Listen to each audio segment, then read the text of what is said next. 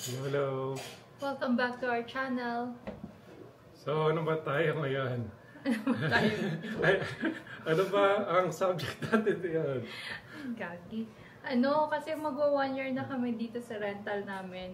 Might as well ipakita namin sa inyo kung ano yung setup namin dito. Yes, medyo overcrowded nga lang kasi syempre may mga bagay na ito halos siguro sabihin natin 80% sa may-ari yung mga furnitures. Yung iba, binili na namin para lang makasettle dito sa space na to. Yeah, so yeah, but 80% sa kanila, furnished kasi itong nirent namin. Tapos, 1,800 a month dati, naging 2,000 dahil dumating si mama. Yes. And all-inclusive naman. So, kasama internet, electricity, water, ganyan. So, tara, i-tour na natin sila. So, let's go!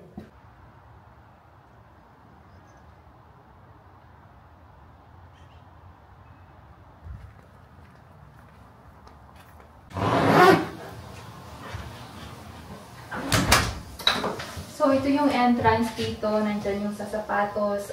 Yung landlord namin nandyan sa baba. Kaya share na lang. Punta tayo dito sa living room. Pasensya na kung magulo kasi kakadating lang namin galing sa work. Tapos medyo umaraw. Kaya sabi ko, tara, gawin na lang natin. So, ito ang aming living room. Ito yung sa IKEA na binili na lang namin para merong lalagyan ng TV, tapos mga gamit. Then, ito yung wedding namin sa Montreal.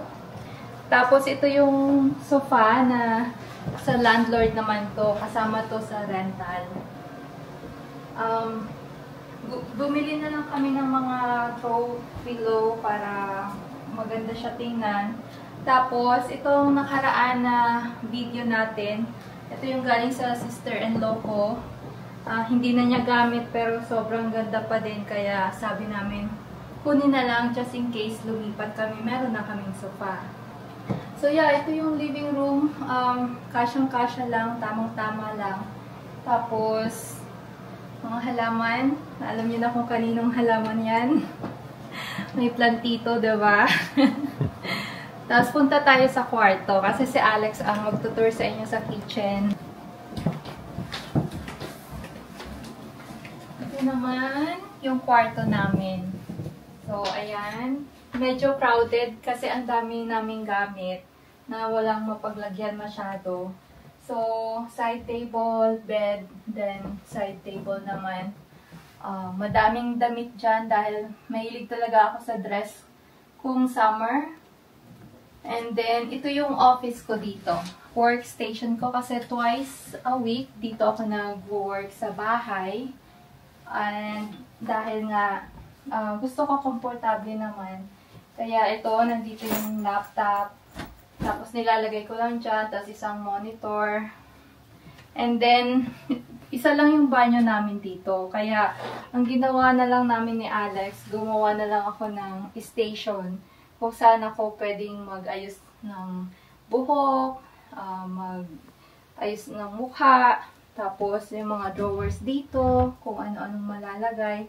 Then ito, binigay lang sa akin ng friends namin nung birthday ko, along with this one. Kaya, nag-work talaga. Okay, so office, vanity, and then ito naman yung aming additional na closet. Madami din. Tapos ito si Rai, nung maliit pa. Well, hindi pa ako nakakabili ng frame. Pero siya yan, ang cute-cute niya. Diba? Tapos, ito yung kami, tapos yung dog namin na si Samsam. Tapos, may loto pa. Binili si Alex, and then yung Speedy Mini. From this side naman, hindi ko na bubuksan ha kasi sobrang gulo talaga. Tapos ito yung mga dress, tapos ito yung sa side naman ni Alex. Yun nga, nagkaubo siya kaya medyo madami-dami yung mga ininom niyang gamot. So ito, kasama din to sa landlord namin. So furnished. Bumili lang kami ng topper. Tapos, nag-work naman talaga siya. And then, mga pillows. So, ang sunod naman is si Alex ang mag-tutor sa inyo. So, punta muna tayo dito ngayon sa kitchen na theater namin. So, bukas pa eh. Pero, ito yung itsura niya. So kung hindi nyo nakita yung previous video, nag-content tour din kami dito. Pero wala pang mga gamit. Sa ngayon, ito na ngayon. Medyo marami-rami na nga. Kaya pasensya na lang, medyo magulo. Dahil nga, hindi pa kami officially sa talagang lugar na masasabi namin na may stayan. Kaya medyo kusasan to yung mga gamit. So, ay nga pala, dito. Nakakalimutan tumalit na area na to. Ito yung mga pantry. Dito yung mga junk food namin. Dinadamay mo pa ako. Nadamay talaga ako. Ako talaga tidoro. Pero, simple lang itong lugar na to. Medyo maliit. Pero swak naman sa needs namin. Yung may mga kulang lang talaga na gusto namin sa isang place na masasabi na pwede matiran. Ayan, ito pa, ang dagdag gulo. May nandito yung microwave. Tapos, ito rin, kasama doon sa condition sa pagparenta. Bagong bili ito nung may-ari, sabi niya, maglalagay talaga siya dito para may dagdag lalagyanan kami. Pero kung mapupunan nyo, sobra-sobra na. Oh, ito, anong mga yan? Ito naman, ito yung lalagyan ng bigas. Tapos, kung makikita nyo, namimili kami madalas sa Costco para konti tipid tips. Kasi, yung malaki na oil, mahilig naman tayo magluto. Kaya, pag binili ito, mas mura kumpara sa maliliit na lalagyanan. Yung ginagawa na lang namin is, yun nga, transfer na lang. Yan. Tapos, sa mga hindi pa nakakalam, ito basura. Basurahan pala. Baliw. Okay, next. So next, punta tayo dito. Ito naman, ano ba ito?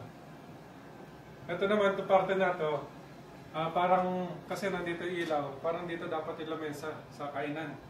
Pero yung ginawa namin, imbes na gawin kainan, nilagyan ko ng mat para pwede malagyan ng weights at parang kala mo nag-gym pero hindi, decoration lang talaga decoration yan. Lang pala. Hindi, pero yun nga, yung area nato sana is konting exercise area.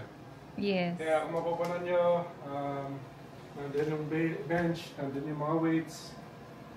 Tapos, kung titingnan nyo naman, papaling naman kayo dito.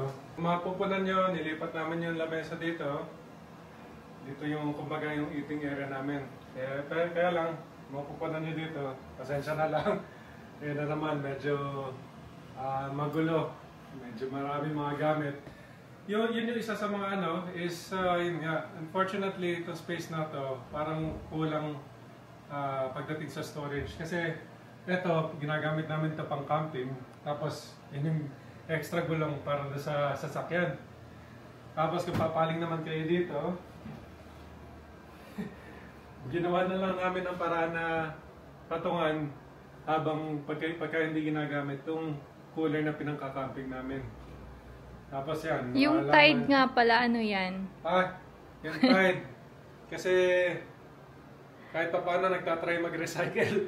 Kaya ito yung ginagamit ko pagka nagwiwig ng halaman, ito na lang pinupuno ko ng tubig. Tapos pinangwiwili ko sa halaman. Oh, hinugasan mo naman. Hinugasan naman nila na beses. Saka para sa halaman talaga, hindi sa mga halaman na kakainin yung produce, kumbaga. Yeah. Tapos itong halaman na to is pangananis. Nagbibiro lang ako. Pero yan, yun yung itsura niyan.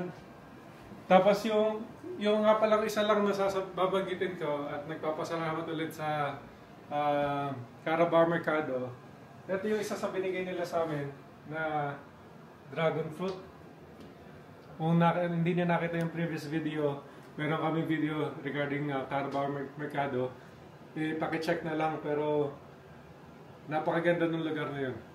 Pagkatapos, nasa na ba tayo? Nakapunta na tayo sa parang napakiksi naman itong house tour na to. Pero sige lang, yung huling-huling na bagay na titingnan natin ngayon is yung banyo.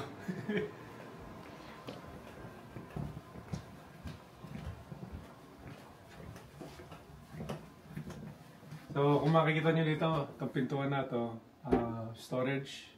So, ginawa namin is nilalagyan na ng mga para sa banyo, mga tissue, mga tuwalya. Tapos may hangiran dito, temporary lang, pagkapabilisan lang na natapos yung ano, lagay naman na dito yung mga trabaho naman. Tsaka, speaking of trabaho nga pala, kaya kami medyo naka-formal na damit dahil kasi kagagaling namin sa trabaho habang nire-record tong video na to. Itong pintuan naman na to, hindi natin na-tour kasi nandito si mama ngayon. At isang kwarto to kumbaga. So, hayaan na lang muna natin. So, ito, katabi lang ng kwarto namin kumbaga. Tapos, ito si mama. So, pero, ito yung pinag-awayan namin madalas na umaga.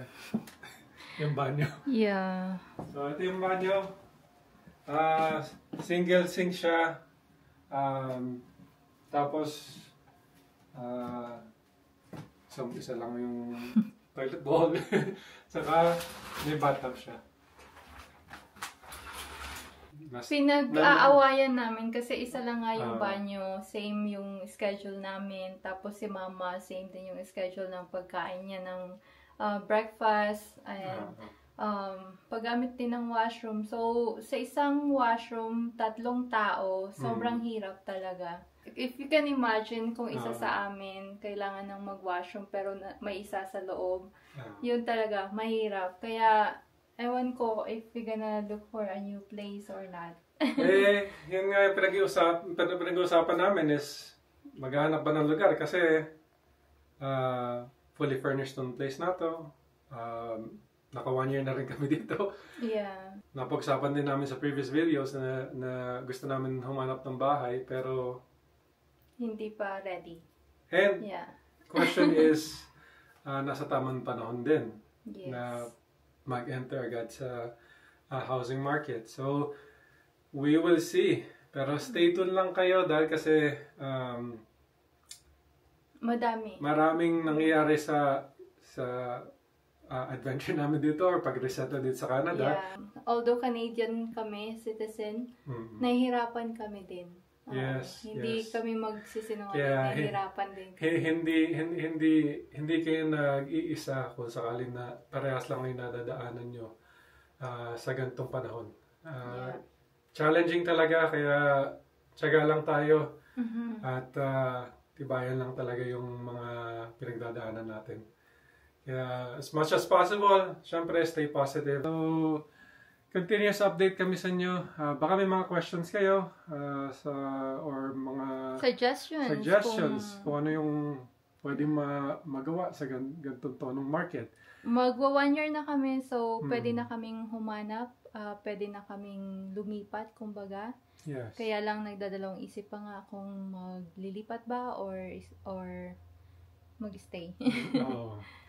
Mag-stay dahil kasi nandito na lahat, furnished, tapos or baka may same price lang din na around 2,000. Yeah, baka yung landlord namin full-time nasa baba.